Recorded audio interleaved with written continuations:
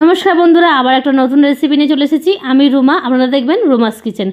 अच्छा बंधुरा कोन रान्नाटा करते बेशी असुविधा लागे बोलुन तो মানে একটু ঝামেলা বলে মনে হয় সকালবেলার ব্রেকফাস্ট না দুপুরের লাঞ্চ না রাত্রের ডিনার। আমার মনে হয় আমার বন্ধুরা আমার সঙ্গে একটু হলেও একমত হবে রাত্রের ডিনারটা একটু ঝামেলা বলে মনে হয় না। রুটির সঙ্গে রোজ কী করবো খুব একটা মাথায় আসে না। আজকে এমন একটা রেসিপি দেখাবো রুটির ঝামেলাটা একটু হলেও কমবে আর রুটি শুধু না অনেক কিছুর সঙ্গে এটা খেতে পারবেন। নিয়েছি কড়াইয়ের মধ্যে হাফ লিটার জল, একটু গরম হয়ে আসার পর দিচ্ছি ছোলার ডাল 2 ঘন্টা ভিজিয়ে রেখে দিয়েছিলাম, বেশ কিন্তু নরম হয়ে গেছে। চিংড়ি মাছ দিলাম 200 থেকে 300 গ্রামের মতো, ধুয়ে ভালো করে পরিষ্কার করে মাথাগুলো ফেলে দিয়েছি। তারপরে দুটো মিডিয়াম সাইজের পেঁয়াজ দিলাম, একটা দিয়ে দিলাম এখানে মিডিয়াম সাইজের টমেটো, আর এখানে দিলাম 4 পিস আমি কাশ্মীরি লঙ্কা, শুকনো লঙ্কা, আর একটা বড় সাইজের আলু দিয়ে দিলাম। এবার সব কিছু ঢাকা দিয়ে বেশ সেদ্ধ করে নেবো, কিন্তু যতক্ষণে সেদ্ধ হচ্ছে সেই অবধি ঢাকা দিয়ে রেখে দিয়েছিলাম। তারপরে খুলে নিচ্ছি, দেখুন পেঁয়াজগুলো খুব ভালো সেদ্ধ হয়ে গেছে। আমি পেঁয়াজগুলো তুলে নিচ্ছি। আমার গলার আওয়াজটা আপনাদেরকে একটু অন্যরকম শোনাবে, খুব ঠান্ডা লেগে গেছে কয়েকদিন হলো। ব্যাঙ্গালোরের ওয়েদার প্রচণ্ড ঠান্ডা, মানে এত বৃষ্টি হচ্ছে কয়েকদিন হয়ে গেল, ওয়েদার না একদম ঠান্ডা হয়ে আছে। এখানে দেখতে পাচ্ছেন আমি টমেটো, পেঁয়াজ, শুকনো লঙ্কা সবই সেদ্ধ তুলে নিলাম।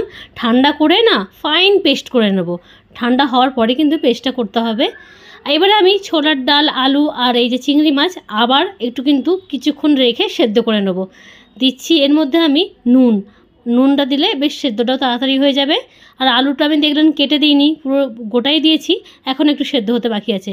সামান্য হলুদ গুঁড়ো দিলাম, ওই 1 চামচের 4 ভাগের 1 ভাগ হলুদ গুঁড়ো দিলাম। হলুদ গুঁড়ো নুনটা একটু ভালো করে মিক্স করে নেওয়ার পর এবার ঢাকা দিয়ে রেখে দেবো যতক্ষণ না সেদ্ধ হয়ে যাচ্ছে। এবার একটু ঢাকনাটা খুলছি, দেখুন জলটাও কিন্তু কমে গেছে আর আলুটাও খুব ভালো করে সেদ্ধ হয়ে গেছে, সেটা দেখলেই আপনারা বুঝতে পারছেন। এবার আমি এটা নামিয়ে নেওয়ার পর ওই একই কড়াইটা আমি পরিষ্কার করে ওভেনের উপর বসিয়ে দিলাম। দিচ্ছি সর্ষের তেল, এই পুরো রান্নাটা করব, খেতে খুব ভালো হবে, গন্ধটাও রেসিপিটা খুব ভালো হবে। দিচ্ছি 2টো শুকনো লঙ্কা, ফোড়নের জন্য 2টো তেজপাতা দিয়ে দিলাম। দিচ্ছি 1 চামচ গোটা জিরে। ফোড়নটা একটু ভাজা ভাজা হয়ে গেলে দিয়ে দেবো কেটে রাখা পেঁয়াজ। ফোড়নটা যতক্ষণ না ভাজা হচ্ছে একটুখানি ভেজে নিচ্ছি আমি, একটু গন্ধটা খুব ভালো হবে। এবার দিচ্ছি কুচনো পেঁয়াজ, ছোটো ছোটো করে আমি কুচিয়ে নিয়েছি পেঁয়াজটা। এটা একটাই বড় সাইজের পেঁয়াজ নিয়েছি আমি। পেঁয়াজটা একটু গোল্ডেন ব্রাউন হওয়া অবধি কিন্তু ভেজে নেব। পেঁয়াজটা ভাজার পর দিচ্ছি 1 চামচ আদা রসুন বাটা, 1 চামচে দিচ্ছি আমি। এবার আদা রসুন বাটাটা পেঁয়াজের সঙ্গে ভালো করে মিক্স করে নেব, ভেজে নেব আদা রসুনটা 1 থেকে 2 সেকেন্ড, কাঁচা গন্ধটা একদম চলে যাবে। তারপর দিচ্ছি একটা বড় সাইজের টমেটো কুচিটা মিক্স করে নেওয়ার পর দিয়ে দেবো আমি এখানে 1 চামচ নুনটা দিলে টমেটো কুচিটা খুব ভালো তাড়াতাড়ি নরম হয়ে যাবে। দিচ্ছি 1 চামচ লঙ্কার গুঁড়োটা কিন্তু মানে ঝালের পরিমাণটা আপনারা কম বেশি আপনাদের স্বাদ অনুযায়ী করে নেবেন। দিচ্ছি এবার 1 চামচের 4 ভাগের 1 ভাগ হলুদ গুঁড়ো দিয়ে দিলাম। ভালো করে সব কিছু কষে নেওয়ার পর ওই সেদ্ধ করা মশলাটা পেস্ট করে রেখে দিয়েছিলাম, ঠান্ডা হয়ে যাওয়ার পর মশলাটা দিয়ে দিলাম, দিয়ে ভালো করে কিন্তু কষে নিয়ে তারপর ঢাকা দিয়ে রেখে দেবো। দেখুন বেশিক্ষণ না, আমি 1 মিনিটের মতো ঢাকা দিয়ে রেখে দিয়েছিলাম, তেল বেরিয়ে গেছে মশলা থেকে। মশলাটা একদম কষা রেডি। মশলাটা কিন্তু খুব ভালো করে কষে নিয়ে তারপরে ছোলার ডালটা দিতে হবে। আমি চিংড়ি মাছ আর ছোলার ডাল সেদ্ধটা দিয়ে দিলাম।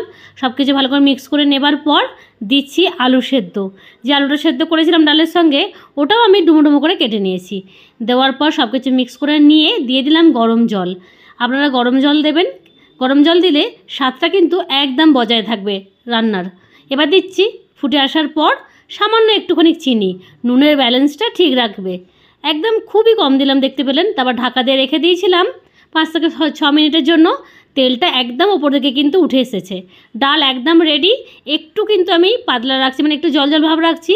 ডাল এমনিই কিন্তু মানে ঠান্ডা হয়ে যাওয়ার পর একটু গাঢ় হয়ে যাবে। এবার দিয়ে দিলাম ওপর থেকে ধনেপাতা কুচি আর গরম মশলা। এবার দিয়ে দেবো 1/2 চামচ এখানে ঘি। ছোলার ডালের মধ্যে ঘি দিলে গন্ধ খুব ভালো হয়, খেতে এত ভালো লাগবে। তারপর সব কিছু দেওয়ার পর ঢাকা দিয়ে রেখে দেবো, একটু গন্ধটা খুব ভালো হবে সব কিছুর মধ্যে। ব্যাস সার্ভ করে নিয়েছি, রেডি। ভালো লাগলে প্লিজ লাইক করবেন। দিয়ে দিচ্ছি সামান্য একটু ধনেপাতা কুচি, কত সুন্দর দেখতে হয়েছে দেখুন। যে কোনো খাবার দেখতে ভালো লাগলে খাবারের ইন্টারেস্ট অনেক বেশি তৈরি হয়। ইউটিউব থেকে দেখলে প্লিজ আমার চ্যানেলকে সাবস্ক্রাইব করবেন, পাশে থাকা বেল আইকনটা প্রেস করে রাখবেন। ফেসবুক থেকে দেখলে রুমাস কিচেন অ্যান্ড ব্লগে প্লিজ ফলো করবেন। আজকের এই ছোলার ডাল দিয়ে চিংড়ি মাছের রেসিপিটা কেমন লেগেছে কমেন্ট করে জানাতে ভুলবেন না, কিন্তু আপনাদের কমেন্টের অপেক্ষায় থাকবো। থ্যাংক